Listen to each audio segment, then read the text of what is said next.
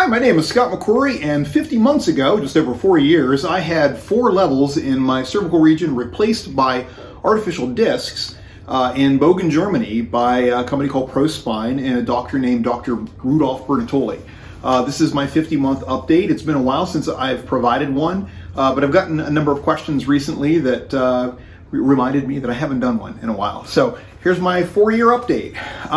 So first, just a general, introduction.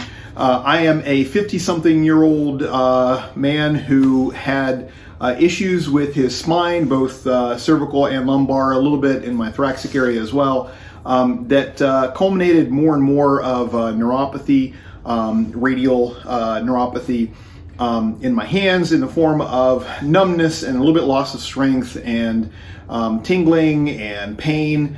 Over a course of getting MRIs and x-rays and seeing several different professionals both in the US and also getting advice from outside of the US, I decided to, 4 years ago, go over to Germany and have 4 levels replaced. Not fused, not laminectomy, not decompression in of itself, but to have 4 polyethylene, titanium, and chromalloy ball and socket joints placed inside my neck. Don't know if you can see the scar there. There's barely any left among a little bit of stubble. But had that done, and I've got a series of videos that you're welcome to go back and take a look at that chronicle that process. Fast forward 4 years later, so where am I today? Those of you who are encountering various different symptoms like these may be interested in this sort of thing. So I'm doing all right. So on the upside, I was able to put 6,000 or 7,000 miles on motorcycles this last year, riding an adventure style motorcycle to various parts in Pennsylvania and West Virginia and Tennessee and Virginia and a bunch of other places with friends. Even amidst the COVID lockdowns, was able to do that safely with distancing and all the appropriate safety measures. Had a lot of fun, great summer. Did not encounter any particular issues with my neck. I have had, and in fact, in the course of doing that, it's great exercise for all of my body, my neck muscles, when you're standing up on the bike and you're moving through the woods and on the road, but also lower back as well. Really helps with the core muscles in your lumbar and your legs. So I really enjoy that because I hate exercising inside. I don't like going to gyms, and so getting out on motorcycles and doing that and being around friends and getting to see this beautiful country of ours is really wonderful. And I'm super grateful for that and being able to do that. And I think that the surgery that I had 4 years ago has definitely helped me to maintain that lifestyle and to go deeper with friendships and exploration and adventure and building my skills with motorcycles and just feeling like I'm alive, being out and getting away from just my primary responsibilities. So that part's been really good. Since this video is about my neck and not about my lumbar spine, I won't talk too much about how I did also have a microdiscectomy in L5-S1 that has helped my lower back and get me over disc nerve compression down there that was causing me all manners of really bad sciatic pain that was just taking forever to get over. And so finally had that microdiscectomy done, and it helped quite a bit. I think the last video that I did, I had talked about how I was going to have that done. I did have that done, and it really did help quite a bit. And if you've seen some subsequent videos, you'll see that I'm getting out on the bike, both on the road and also on dirt bikes. And so really having a great time there.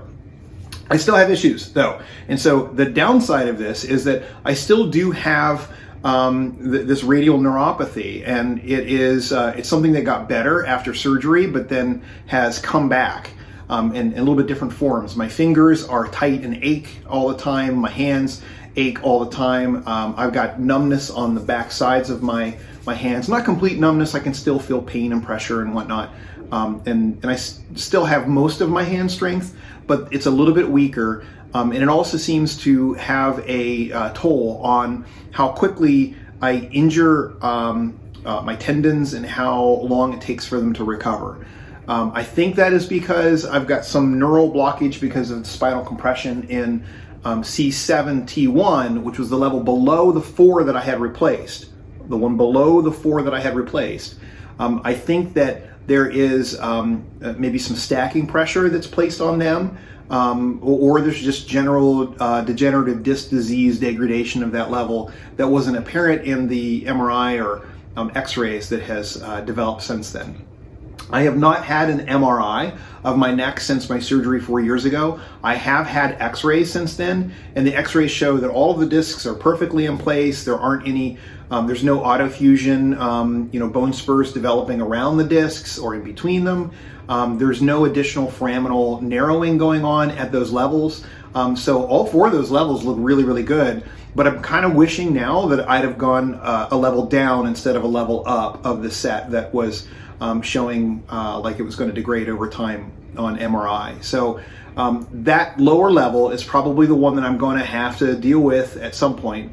And it'll probably result in either a fusion or a disc replacement, or it might be a posterior approach to what do you call it?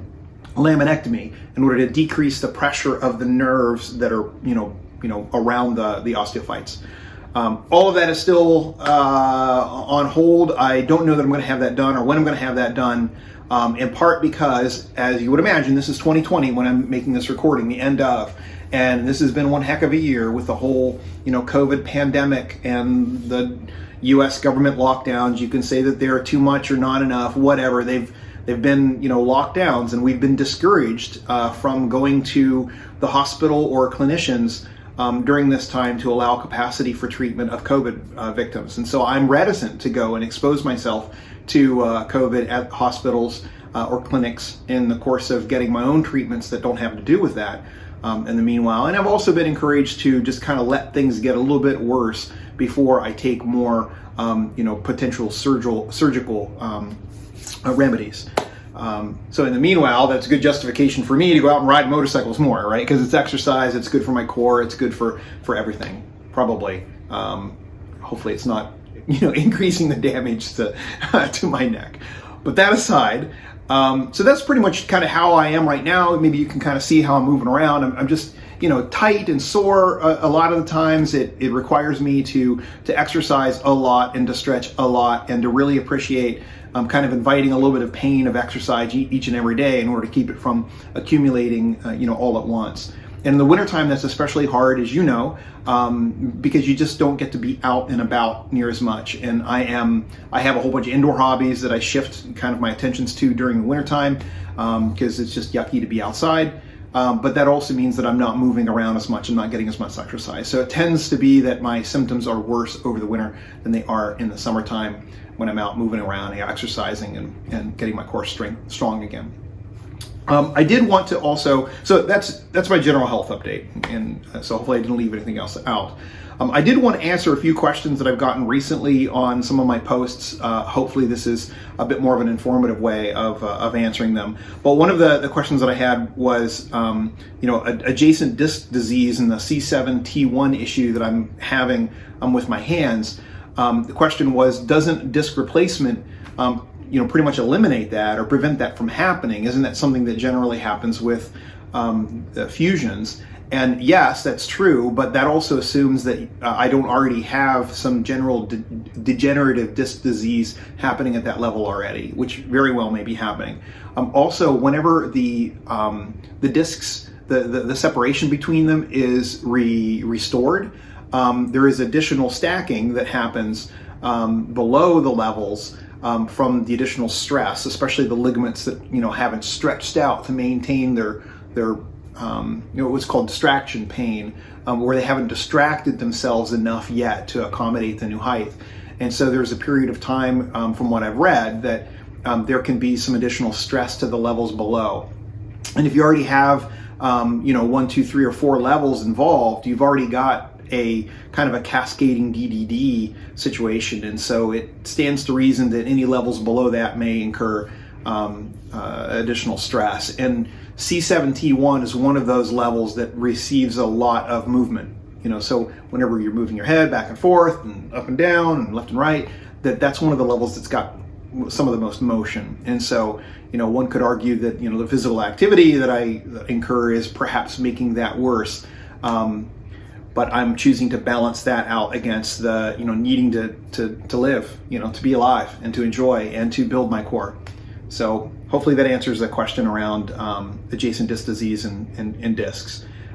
Remembering, of course, that I'm not a doctor or a physician or, one that plays one on TV, so don't just take my word for it. Follow-ups. Who do I use locally? Do I go back to Germany for occasional support of my post-surgical situation? I do not go back to Germany, and I don't communicate with ProSpine or Dr. Bernatoli directly. I haven't needed to, because there is a local doctor that I go to that I'll be happy to refer you to him if you're in the Westerville or Central Ohio or Columbus area. That is perfectly happy to work on me with my discs and to address issues that I might have, and maybe even surgically operate on me in the future. He is an orthopedic surgeon. He's very good. He's the one that did my lumbar microdiscectomy, and he has no issues of working on patients that have complicated histories, such as having discs inserted into their spine. So that's who I go back to locally. I have in the past sent periodic x-rays back to Germany for them to do a free assessment of where I am and how the discs are doing. I have not done that yet right now, again, because of the COVID situation. I can't get, or I haven't gone in to a clinic to get additional images based upon the specs that they want. For two reasons, one of which, again, I don't want to be exposed to COVID. Three reasons. Reason number two, I don't want to take staff away from those who might be treating emergency room or COVID patients. And number three, the way that my insurance at least is structured is that I have to pay for that out of pocket.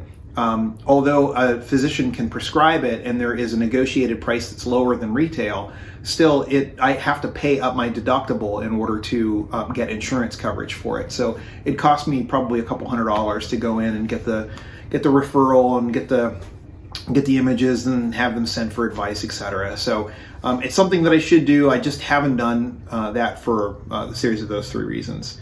Another question was osteophytes. How many did I have, and kind of where were they before and after surgery?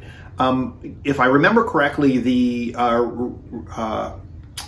reading of the MRIs and the X-rays was that I had moderate to severe disc desiccation and height reduction, and moderate to severe foraminal narrowing in the bottom two levels that I had replaced, and I had minor to moderate in the third one up, and then minor of the fourth one at the top. I do not remember there being very many in the level below, and so I think that that has probably worsened over time. Again, I haven't had an X-ray and a reading or an MRI in some time, and so I don't know what they would be right now. But it was more the symptoms. It was the X-ray and the MRI readings that caused me to look into surgical options after I'd gone through many months of conventional treatments, actually years, before looking at surgical options. But it was really more the symptoms of my hands becoming more numb and sore and achy all the time, and I just couldn't attribute it to just exercise alone or activity or injury or anything like that. It was I couldn't explain where those feelings were coming from, and that plus pain in my neck was something that was starting to become pervasive in my life. I was avoiding conversations with people because I was feeling these weird neuropathic symptoms, pain. I'd be talking with somebody and I would feel pain. I'd move my neck in a certain way and I'd feel this really sharp pain in my neck and down in my hands, and it would make me not want to continue having that conversation with them. And it got more and more and more, so that the people around me, the people that I love, I didn't really want to be around anyone because I didn't know when these pains would happen. Whereas if I could come home and kind of flop and be on my own, then I didn't have to risk other people seeing me wince and not kind of want to talk with them. So I knew that was not a good thing to be having long term, and so I wanted to have that treated. So hopefully that answers the osteophyte question. Pain and discomfort levels both before and after. So I guess my answer sort of hits that a little bit as well. So I think I described the before. The immediately after surgery, I think I described a little bit in one video, where I could feel some renewed strength in my hands and my arms, and that was really surprising. I kind of thought that might happen, but it was like my hand strength improved just a day after surgery. It never really came back to full on, although I've got still pretty good hand strength. I've got a couple of ligament pulls in two of my, oh, sorry for the grease here, I've been working on the bike. I do still have some reduced strength in my hands now, but again, it is a more of a neuropathic, pain, a generalized pain, and it's worse at night.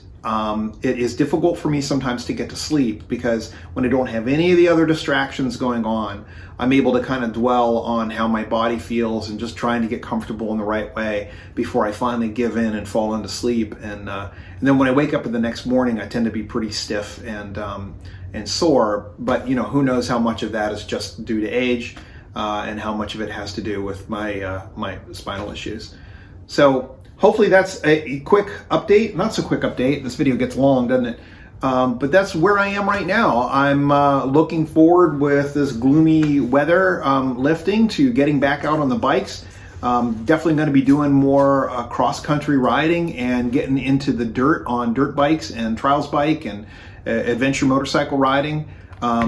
So looking forward to all that. Hope y'all are doing well. Thanks for watching my videos. Hopefully they have been of assistance. And again, as always, I am not a doctor or physician, a witch doctor in training, or one that plays any of those roles on TV. I am just a sufferer of spinal issues like many of the rest of you are, and just conveying a little bit of my story back to you. So Olive and I both say, Happy New Year. 2020, go to hell. 2021, please be better than 2020. Thanks. Take care.